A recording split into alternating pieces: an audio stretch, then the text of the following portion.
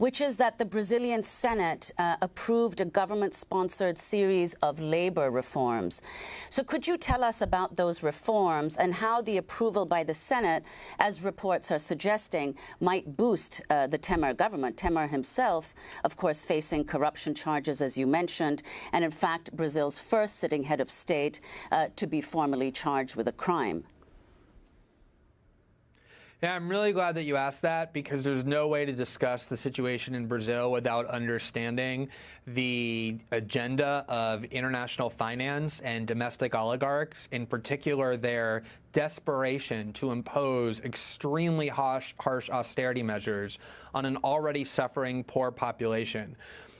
Michel Temer, shortly after he was installed as president, came to New York and spoke to a gathering of hedge funds and foreign policy elites in New York and said that the real reason Dilma was impeached was not because of these budgetary tricks she was accused of using, but it was because she was unwilling to impose the level of austerity that international capital and the business interest in Brazil wanted. That's why they put Temer into office, to quote-unquote reform pensions and labor laws, to make people work longer, to extend their retirement rate, to reduce their benefits. This is what the whole thing is about.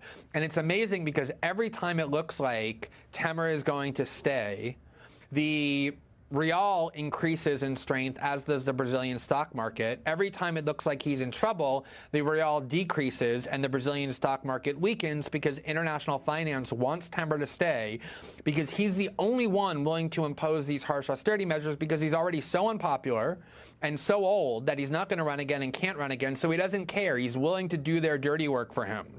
At the same time, yesterday, when Lula got convicted and it looked like, or the court has declared him ineligible to run again in 2018, what happened to the real? It skyrocketed against the dollar. The Brazilian stock market boomed because international finance wants the right to take over and continue to maintain power in Brazil. So everything is about the underlying attempt to take away the benefits from the nation's poor that PT has legislated for them, to make people work longer hours, to make them have fewer benefits, to transfer wealth from the laborers in this country and the poor in this country back to the oligarchs. That's why Dilma was removed. That's why Michel Temer is in power. That's why they want to make Lula ineligible. And so that is absolutely what lurks at the center of all of this intrigue. Well, Glenn, please stay with us. We're talking about the former Brazilian President Luiz Inácio Lula da Silva, convicted on corruption charges and sentenced to 9.5 years in prison.